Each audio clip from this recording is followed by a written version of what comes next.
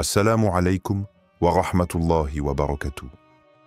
Chers frères et sœurs, que la paix, la miséricorde et les bénédictions d'Allah soient sur vous. Dans cette vidéo, nous allons voir que Allah dit « Ne vous approchez pas de ce musulman », une vérité que peu osent dire.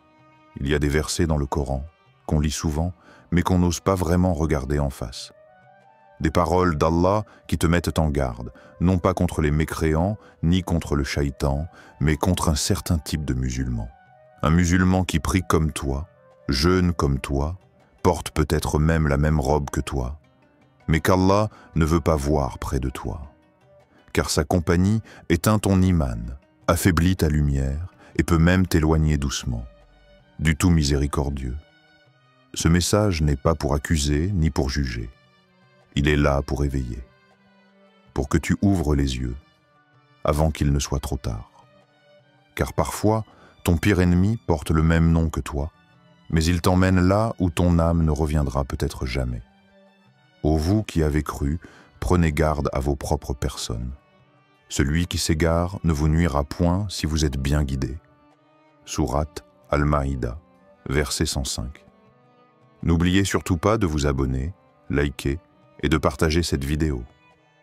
Sur cela, commençons par partie 1, le danger invisible, celui qui détourne d'Allah. As-tu déjà été en présence de quelqu'un et senti ton âme devenir plus lourde, comme si ta lumière intérieure vacillait, lentement, silencieusement? Ce n'est pas un ennemi, ce n'est pas un athée, ce n'est pas quelqu'un qui t'insulte ou t'éloigne ouvertement d'Allah. C'est un visage familier, une personne aimable, un rire qui réchauffe, mais qui ne guide pas, un cœur qui semble proche du tien, mais qui ne bat pas pour la même destination. Allah t'a déjà mis en garde, et ne t'incline pas vers ceux qui ont été injustes, sinon le feu te touchera. Sourate Hud 113. Mais l'injustice ici n'est pas toujours une oppression violente. C'est parfois un simple oubli, un rappel constant du monde et jamais de l'au-delà. Parfois, ce n'est pas toi qui choisis de t'éloigner d'Allah. C'est quelqu'un d'autre qui t'y aide doucement. Quelqu'un qui ne te dit jamais « As-tu prié ?» Quelqu'un qui rit de tes scrupules, de tes regrets, de tes réveils à l'aube. Harith, lui aussi, priait. Il jeûnait, récitait le Coran, mais son cœur, il était devenu désert. « Qui fréquentes-tu » Zrénia lui a-t-on demandé, et sa réponse révélait tout. Un frère, gentil, présent, mais jamais porteur de rappel. Et le savant n'a pas jugé, il a simplement exposé la vérité. Ce n'est pas avec ton frère que tu passes du temps, c'est avec le shaitan qu'il transporte en lui.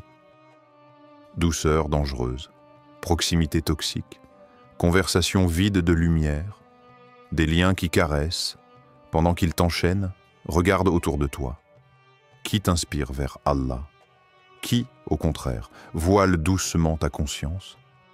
Parfois, l'oubli vient avec un sourire, le jour où l'injuste se mordra les mains. Pas à cause d'un crime, mais à cause d'un ami. Partie 2. Le cœur empoisonné. Celui qui parle mal des autres, écoute bien. Il y a des gens qui rient avec toi, mais rient encore plus de toi une fois que tu as tourné le dos. Leurs mots sont parfumés de miel, mais à l'intérieur, du venin. Chaque sourire est une illusion. Chaque compliment, un piège. Tu entres dans la pièce avec paix, tu ressors avec un cœur troublé, et tu ne comprends pas pourquoi. Malheur à tout calomniateur diffamateur. Sourate Al-Humaza 1. Ce n'est pas juste une mise en garde, c'est une alarme, car ces gens volent plus que du temps. Ils volent ton lien avec Allah. Un mot ici, un doute semé là, une critique qui glisse doucement sous ta peau. Et sans t'en rendre compte, tu parles comme eux, tu juges, tu te moques, tu deviens complice. Tu penses que les moques c'est léger, qu'Allah ne voit pas ce qu'il y a derrière le voile des rires. Écoute cette vision. Une femme pieuse rêve du paradis. Mais là-bas, elle voit une silhouette enchaînée, criant de douleur, sans feu, sans coup, sans blessure apparente, et pourtant, elle souffre plus que tous. L'ange dit, elle priait, elle jeûnait, mais sa langue lacérait les cœurs des serviteurs d'Allah. Tu comprends maintenant? La langue est un feu invisible. Elle peut brûler l'âme, même si les flammes ne touchent pas la peau. Et toi, dis-moi, quand tu quittes une discussion, te sens-tu purifié ou sali?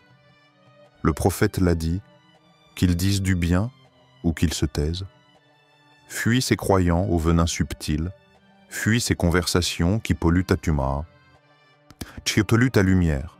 Ce ne sont pas des échanges, ce sont des incendies déguisés en dialogue. Partie 3. Le destructeur silencieux, celui qui rappelle toujours les péchés des autres. Il est là, assis à côté de toi dans la mosquée. Il te regarde prier, mais ce qu'il voit, ce ne sont pas tes larmes, ce sont tes fautes passées. Il n'a pas entendu ton istighfar, il n'a pas vu tes nuits blanches, il ne connaît rien de tes batailles secrètes, mais il se sent autorisé à te réduire à ce que tu étais hier. Ceux qui aiment que la turpitude se propage parmi les croyants auront un châtiment douloureux. Sourate An-Nour, verset 19. Ils ne répandent pas ton péché par amour de la vérité, mais par plaisir, un plaisir sombre, de maintenir les autres au sol. Pas pour les corriger, mais pour ne jamais les voir s'élever. Tu progresses? Ils t'accusent d'hypocrisie. Tu te réformes? Ils sourient avec méfiance. Tu tombes? Ils disent « On savait que c'était une façade ». Mais Allah n'est pas comme eux. Un jour, un homme pécheur est entré dans la mosquée. La pièce a changé de température.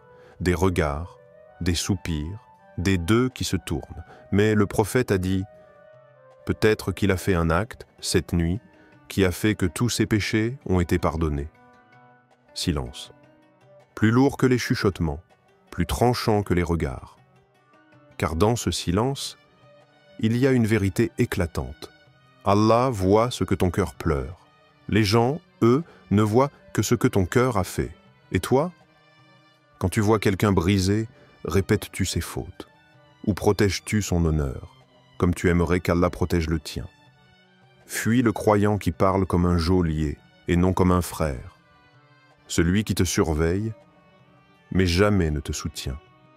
Celui qui ne croit pas à ta rédemption parce qu'il a oublié que lui aussi est un serviteur faillible. Partie 4. Le manipulateur religieux, celui qui utilise la religion pour contrôler. Il connaît les versets, il mémorise les hadiths, il parle avec autorité. Mais quand il prononce le nom d'Allah, ton cœur ne ressent pas la paix. Il ressent la peur comme un enfant battu à chaque fois qu'il demande de l'amour. Parmi les gens, il y en a qui discutent au sujet d'Allah sans science, sans direction, ni livre lumineux. Sourate Luqman, verset 20. Tu vois, il ne t'invite pas vers Allah, il t'attache à lui-même. Et s'il te perd, il ne pleure pas pour ton âme. Il pleure pour son contrôle. Il te parle d'obéissance, mais jamais de proximité. Il agite l'enfer devant tes yeux, mais ne te montre jamais le doux visage du pardon divin. Il ne veut pas que tu tombes amoureux de Dieu. Il veut que tu aies peur de déplaire à ses règles. Et pourtant, un jour, un jeune homme a fui la religion. Non parce qu'il haïssait Allah, mais parce qu'un père, trop rigide, ne lui parlait de Dieu qu'avec colère et châtiment. Jamais il ne lui avait dit « Allah t'aime, même quand tu es perdu ». Puis ce jeune croisa un vieil imam, doux, silencieux, présent. Et cet imam lui dit simplement « Viens comme tu es ». Allah répare les cœurs brisés. Et le jeune homme s'est mis à pleurer, pas de peur, mais de soulagement, car il venait de découvrir Allah pour la première fois, sans qu'on le menace. Et toi, dis-moi, est-ce que tu avances dans ta foi par amour du miséricordieux ou par peur d'un homme? Fuis celui qui fait de la religion un champ de bataille. Fuis les voix qui hurlent mais ne guérissent pas. Cherche ceux qui font du Coran un miroir et non une arme. Partie 5. Le croyant qui détruit les liens. Il entre dans ta vie comme un frère, il prononce salam avec douceur. Ses mots sont trempés dans le miel des apparences religieuses. Mais derrière son sourire, il cache un couteau. Et quand on leur dit « Ne semez pas la corruption sur la terre », ils disent « Au contraire, nous ne sommes que des réformateurs ». Sourate Al-Baqarah, versets 11 à 12.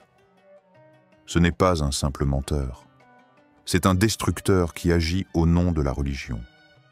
Il murmure à l'oreille d'un frère « Tu devrais te méfier de lui ». À une sœur « Je ne veux pas causer de problème, mais tu sais ce qu'il a dit sur toi ?» Il sème des graines de suspicion, de jalousie, de division, et il les regarde pousser sans jamais arroser la paix. Une rumeur peut faire plus de dégâts qu'un coup de poing. Un mot glissé peut briser un mariage, détruire une amitié, effacer une fraternité de 10 ans. Comme ce jour-là, dans un petit village, un imam fit simplement l'éloge d'un jeune homme actif à la mosquée. Le lendemain, le poison circulait. Il est arrogant. Il cherche la célébrité. Il veut prendre la place de l'imam. Le jeune homme n'a rien dit. Mais il a quitté la mosquée et n'y est plus jamais revenu. Ce n'était qu'un mot. Mais ce mot a tué quelque chose de précieux. L'union. Et toi, quand tu entres dans une pièce, est-ce que les liens se resserrent ou se brisent? Fuis celui qui agite la flamme sous le voile de la piété. Même si sa voix cite le Coran, même si sa main tient le chapelet, Allah regarde son cœur. Et s'il n'est qu'un incendie déguisé en lumière, ne reste pas pour brûler avec lui. Ton cœur mérite la lumière, à chaque époque, il y a des voleurs. Pas seulement de richesse, mais de foi. Pas seulement de temps, mais de ta paix intérieure. Allah, dans sa sagesse infinie, t'a donné des signes. Il ne t'a pas seulement montré qui suivre, il t'a aussi clairement montré qui éviter, même si cette personne porte un tapis de prière, même si elle cite les versets, même si tout le monde l'appelle frère ou sœur. Car Allah ne regarde ni les apparences, ni les mots, il regarde le cœur et les conséquences de leur présence dans ta vie. Les amis ce jour-là seront ennemis les uns des autres, sauf les pieux. Sourate Az-Zukhruf, verset 67. Alors demande-toi aujourd'hui, qui est ce musulman qu'Allah t'a demandé de fuir? Et surtout, es-tu ce musulman qu'un autre doit fuir?